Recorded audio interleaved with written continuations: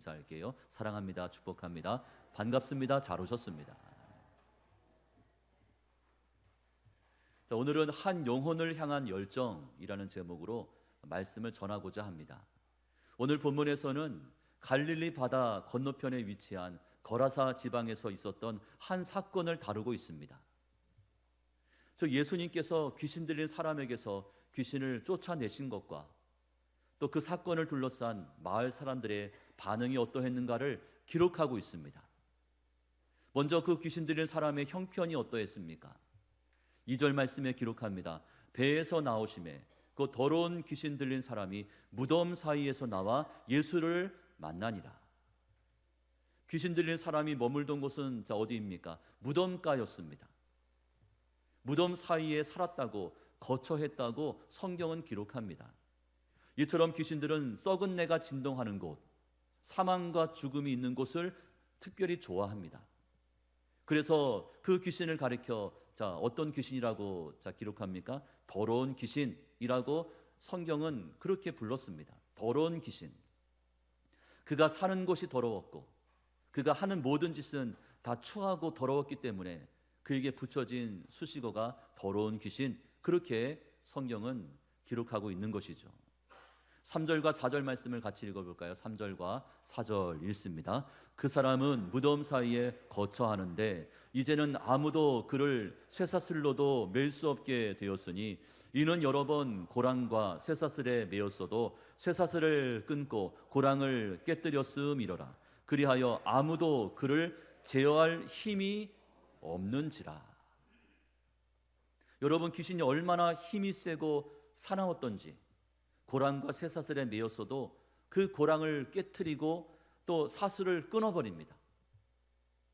강한 힘을 가졌기 때문에 그를 제어할 수 있는 사람이 없었습니다. 이처럼 귀신들은 매우 공격적이고 그리고 매우 파괴적인 존재입니다. 5절 말씀에도 기록하죠. 밤낮 무덤 사이에서나 산에서나 늘 소리 지르며 돌로 자기의 몸을 해치고 있었더라. 귀신 들린 자는 밤낮 소리를 질러댑니다. 가만히 있지를 않습니다. 차분함과 고요함과는 거리가 멀었습니다. 그리고 경건의 모습과는 전혀 상관이 없는 그런 그들의 모습입니다. 그래서 자주 화를 내죠. 쉽게 분을 내는 그런 사람들, 또 폭력적인 성향의 사람들은 귀신들과 유사한 면이 많기 때문에 어둠의 영들이 그런 사람들에게 쉽게 틈을 탑니다. 그들 곁으로 모여듭니다.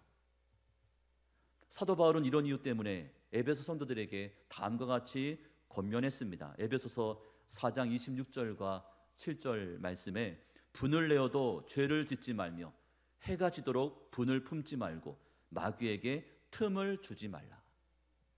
여러분, 화가 날 때가 있죠. 분이 끓어오를 때가 있죠. 여러분, 그럴 때가 위험할 때입니다. 왜 위험합니까? 어둠의 영이 틈탈 수 있기 때문에. 그러므로 여러분, 분을 내어도 죄를 짓지 말고 또 화가 나더라도 그날을 넘기지 말라고 그렇게 말씀하고 있습니다. 자, 심지어 귀신 들린 자들은 스스로를 학대하고 자해까지 합니다. 어떤 이들은 고통을 참아가면서 자기 몸에 문신을 새깁니다. 자기 몸에 칼을 댑니다. 뱀이나 용을 그리고 또 호랑이, 정갈 등을 팔과 등짝에 새깁니다. 얼마나 아프겠습니까? 이 고통을 참아가면서까지 그런 짓을 하는 거예요.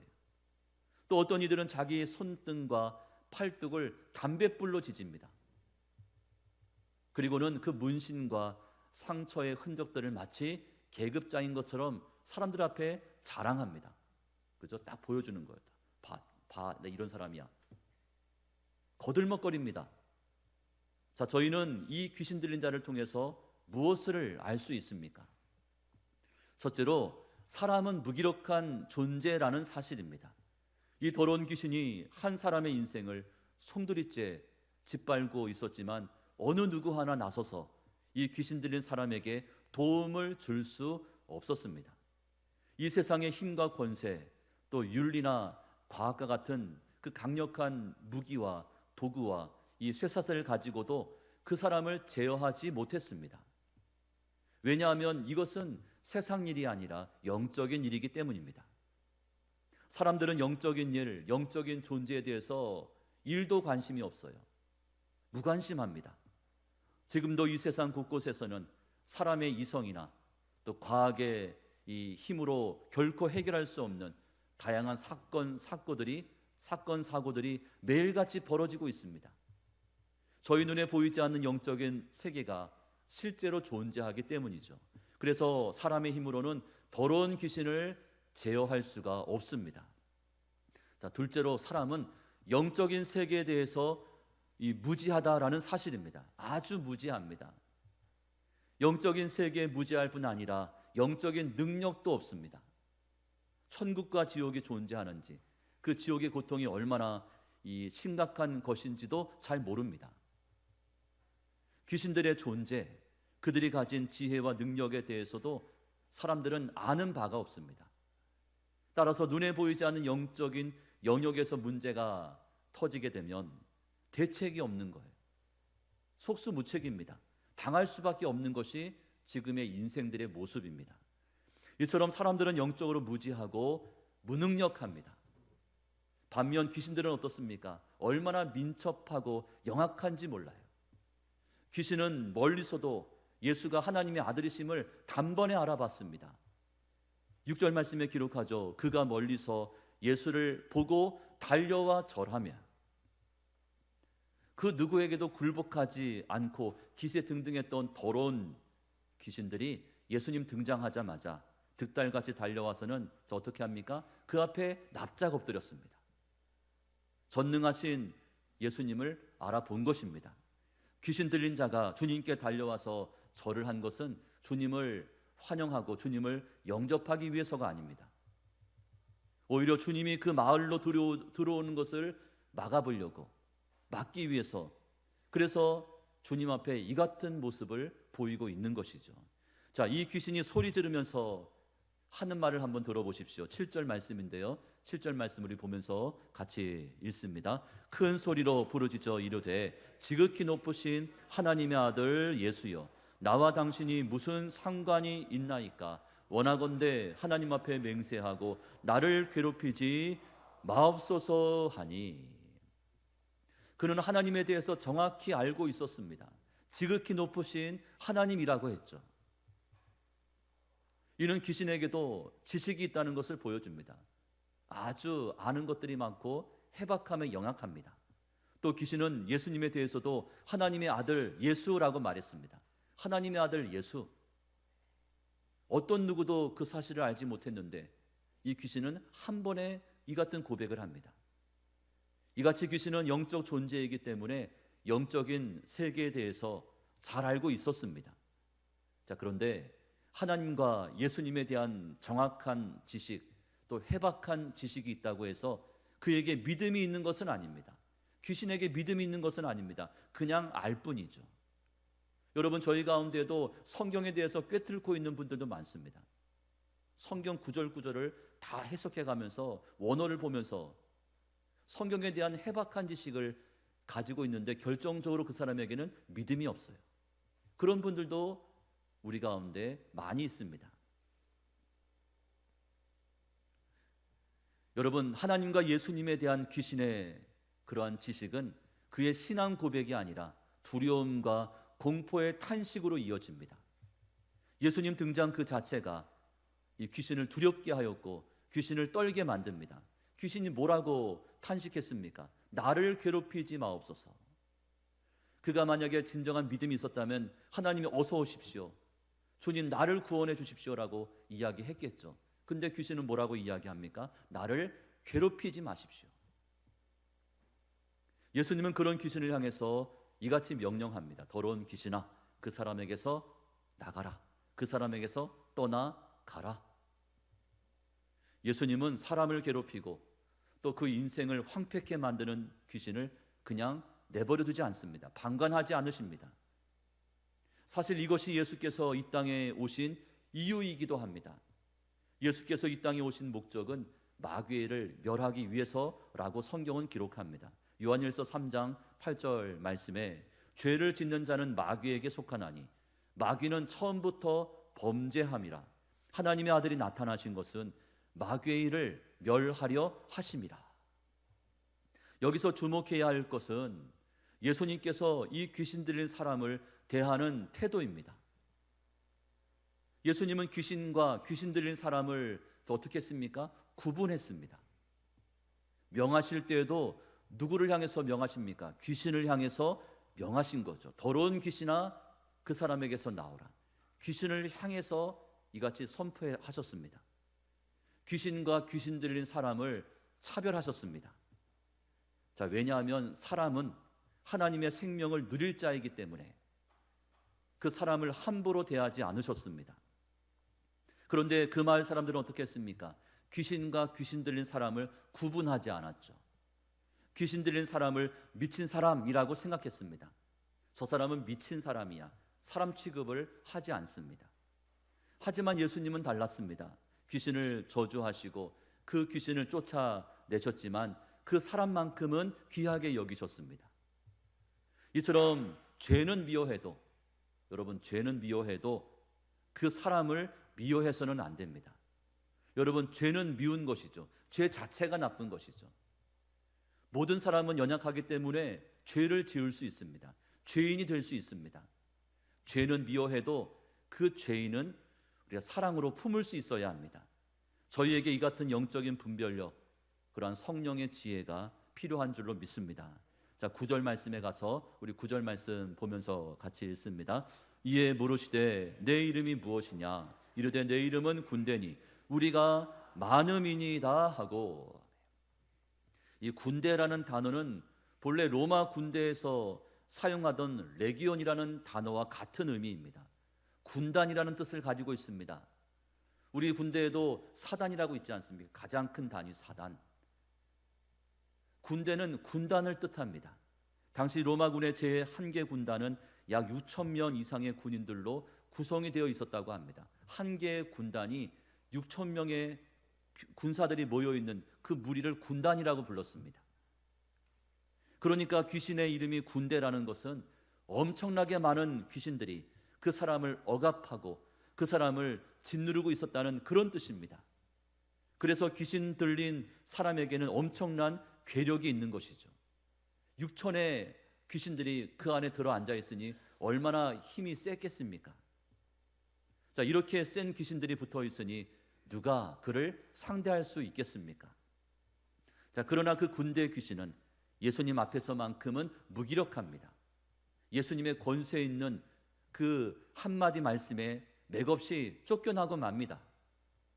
예수님 한 분과 6천에 해당하는 군대 귀신이 붙었지만 그들은 예수님 앞에 명함조차 내밀지를 못합니다. 자, 엘리야 선지자 여러분 아시지 않습니까? 갈멜산에서 이방인 선지자들 850명과 한판 붙었는데 그 850대 1, 그 싸움의 승자는 다름 아닌 엘리야였습니다. 이처럼 숫자는 그저 숫자에 불과합니다. 여러분, 숫자가 적다 하여 이같이 빈자리가 많다 하여 걱정할 필요가 없습니다. 숫자는 그저 숫자에 불과합니다. 그러므로 저희에겐 많은 사람, 다수의 사람이 필요한 것이 아니라 제대로 훈련받은 신실한 믿음의 사람, 그 한 사람이 필요한 줄로 믿습니다.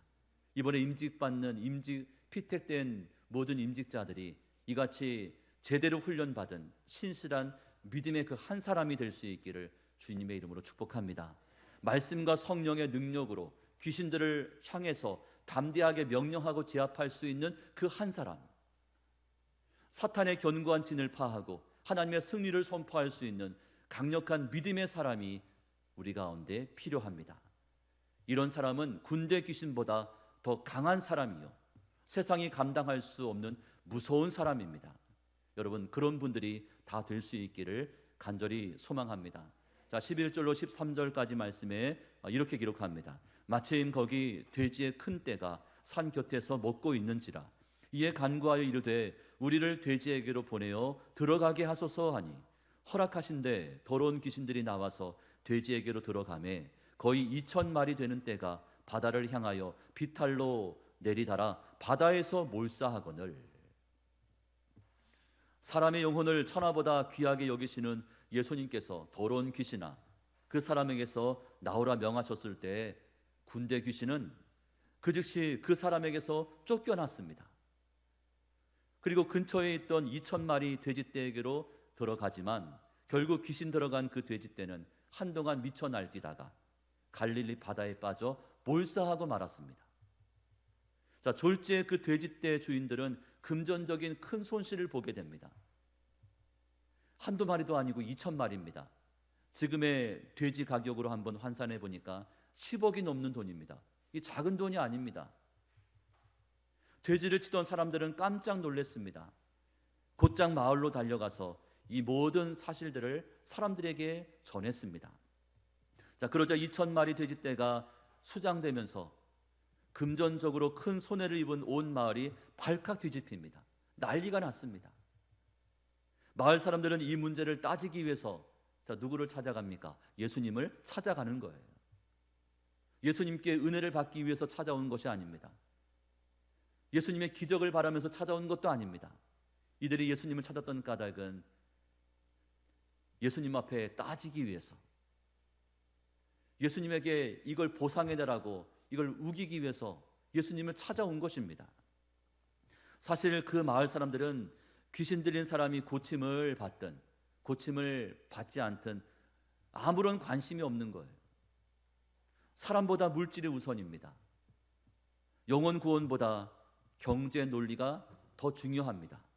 그들 인생에서 돈이 차지하는 비중은 상상을 뛰어넘습니다. 돈이 되기만 한다면 무엇이든지 할 수 있는, 물불을 가리지 않는 그런 사람들입니다. 지금의 세상 사람들의 모습이 그런 모습이지 않습니까? 그래서 그들은 자신의 이웃이 귀신의 억압으로부터 해방되고 정상적인 생활을 하게 되었다는 사실보다 단지 자신들의 돼지떼를 잃었다는 금전적인 손실 때문에 주님을 배척하고 주님을 거부했습니다. 그리고 더 이상 경제적인 손실을 원치 않았기 때문에 예수님이 이 마을에 더 머물게 되면 또 다른 금전적인 손실이 있을 수도 있겠다, 그렇게 판단을 하면서 예수님에게 무엇을 요청했습니까? 마을에서 떠나 주십시오. 우리 마을에서 떠나가 주십시오라고 그렇게 요청을 한 것입니다. 17절 말씀인데요, 우리 같이 한번 읽어볼게요. 그들이 예수께 그 지방에서 떠나가시기를 간구하더라. 지금의 세상의 모습이 그렇습니다. 예수 필요 없습니다. 교회 필요 없습니다. 그런 반응들을 보이는 것입니다. 여러분, 예수님은 갈릴리 맞은편에 위치한 버림받은 땅 거라사 지방까지 일부러 찾아가셨습니다. 그 귀신 들린 한 사람을 만나기 위해서, 다른 목적이 없어요. 그 한 사람을 만나기 위해서 그 땅까지 찾아가신 겁니다. 이처럼 기독교는 찾아가는 종교입니다. 너희가 찾아와라, 필요하면 찾아와라, 아쉬운 사람이 찾아와라, 이것이 기독교가 아니라 기독교는 찾아가는 겁니다. 예수님이 저와 여러분을 찾아오셨습니다. 저와 여러분을 만나 주셨습니다. 저와 여러분의 구원을 선물로 주신 줄로 믿습니다. 그래서 저희가 믿는 자가 된 것입니다. 절망적인 인생을 살던 그 귀신 들린 한 사람을 찾아가신 거예요. 이것이 하나님의 사랑이자 하나님의 은혜였습니다. 여러분, 지금도 이 세상에는 어둠의 영들이 판을 치고 있습니다. 귀신 들린 광인들, 즉 미친 사람들이 얼마나 많은지 몰라요.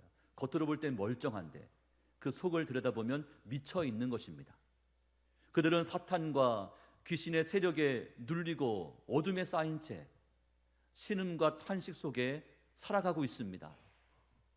우리 주변에 보면 정신적으로 또 정서적으로 그리고 영적으로 무덤 같은 더럽고 음산한 곳에 숨어서 외롭고 또 괴로움 가운데 답답함과 우울증에 시달리면서 불행과 고통 속에 사는 분들도 의외로 많습니다. 우리나라의 경우 1년에 청소년 가출이 10만 명이 된다고 합니다. 엄청나게 많은 아이들이 집을 나가는 거예요. 집에 있기가 싫다는 거지. 그리고 알코올 중독자가 280만 명, 정신병자가 220만 명에 이른다는 통계가 있습니다. 그래서 지금은 신경정신과 찾는 환자가 급증하고 있습니다. 정신계통의 약을 먹지 않으면 정상적인 생활을 할 수 없다는 것이죠. 그런 시대가 되고 말았습니다. 군대에 입대하는 청년들 중 50%가 정신적으로 온전치 못하다는 판명을 받습니다. 관심병사라 하죠. 관심병사로 분류가 되는 젊은이들이 점점점 많아지고 있습니다. 한국자살예방협회 보고서에 따르면 15세부터 69세까지 국민의 35%, 즉 1280만 명, 우리나라 인구의 3분의 1이 넘는 사람들이 자살 충동을 느낀다고 고백합니다. 살고 싶지 않다고 말합니다. 3분의 1입니다. 세 사람 중에 한 사람은 살고 싶지 않대요. 자, 불과 120년 전 이 땅에 복음이 들어오지 않았을 때 우리나라도 귀신이 득실거리고 귀신으로 충만했던 거라사 땅과 다를 바가 없었습니다. 그죠? 매번 절기 때마다, 명절 때마다 우상 앞에 차례를 지내고 절을 하고 섬겼던 그런 민족이 이 나라였습니다. 1885년 언더우드 선교사, 아펜젤로 선교사가 이 땅에 복음 들고 찾아오지 않았다면 이 나라는 지금까지도 거라사의 땅, 슬픔의 땅, 절망의 땅, 버림받은 땅이 되고 말았을 것입니다. 이 땅에 복음이 들어오면서부터 예수님의 능력이 이 나라와 민족을 위대하게 변화시킨 줄로 믿습니다. 복음에는 그만한 능력이 있다는 것입니다. 여러분, 안타깝게도 이 어둠의 세력들은 다시금 이 나라와 민족을 잠식해 가고 있습니다. 저들의 저항이 만만치가 않죠. 더러운 귀신들이 본색을 드러내기 시작합니다. 교회를 무기력하게 만듭니다. 우는 사자와 같이 산길자를 찾아다니고 있습니다. 아주 영적으로 위태로운 그런 때를 살고 있습니다. 그러므로 저희는 그 어느 때보다도 영적으로 깨어 있어야 합니다. 여러분, 영적인 잠을 그만 자시고 이제는 깨어나야 합니다. 하나님의 은혜로 말미암아 구원받은 저희는 세상의 지식과 가치관, 또 물질의 노예가 되어서는 안 됩니다. 동성애와 차별금지법, 인권을 빙자하여 하나님의 말씀을 거부하고 거절하는 그런 분위기가 조성되고 있지 않습니까? 그렇다면 저희는 어떻게 해야 합니까? 어떻게 살아가야 합니까? 여러분, 다른 것 없죠. 주님을 가까이 해야 합니다. 세상을 가까이 하다 보면 그들의 물들 수밖에 없기 때문에 주님을 가까이 해야 합니다. 주님만 바라보시고 주님만 의지해야 합니다. 주님께 전심으로 기도해야 합니다. 기도하지 않으니 사단이가 옳거니 하고 우리를 틈타는 거예요. 기도해야 합니다. 십자가 단단히 붙잡고 있어야 합니다. 그래야 흔들리지 않습니다. 모이기에 힘써야 하죠. 모이기를 패하는 그 어떤 사람들의 습관과 같이 하지 말라. 함께 모일 것을 명하셨습니다. 그리고 저희는 하나님을 뜨겁게 사랑해야 합니다. 여러분, 사랑하면 나머지 것들은 자연스럽게 해결이 될 것입니다. 여러분, 주님을 사랑하시고 우리 하나님을 사랑하시기를 바랍니다. 그리고 교회의 존재 목적인 구령의 열정으로 이 교회가 불타올라야 합니다. 교회가 왜 존재합니까? 교회를 왜 지어야 합니까? 교회가 왜 그 자리에 있어야 합니까? 영혼 구원을 위해서 교회가 그 역할을 감당해야 합니다. 여러분, 복음으로 충만해지고 그래서 저희가 살 수 있습니다. 저희가 복음을 전해야 저희가 살 수 있는 것입니다. 이제 말씀을 맺습니다. 여러분, 예수가 빠진 인생, 예수가 떠난 가정, 예수가 없는 일터는 마치 거라사 땅과 다름이 없습니다. 예수님을 만나야 그 죽음의 땅이 생명과 소망의 땅으로 회복될 수 있습니다. 예수께서 귀신 들렸던 그 한 사람의 영혼을 구원하시고자 거라사 땅까지 일부러 직접 찾아가셨다는 이 사실을 저희는 명심해야 합니다. 아, 찾아가셨구나. 일부러 찾아 나섰었구나. 이제 행복 나눔 축제까지 일주일 남았습니다. 이제 다음 주면 우리가 영혼 추수주일, 초청주일입니다. 여러분, 누구를 찾아가고 계십니까? 누구를 찾아가야 합니까? 여러분이 찾아가야 할 그 거라사 땅은 어디입니까? 예수님은 한 사람의 영혼을 돼지떼 2,000마리보다 훨씬 귀하게 여기셨습니다. 한 영혼의 가치는 그만큼 귀하다는 사실을 여러분 기억해야 합니다. 가치 있는 일입니다.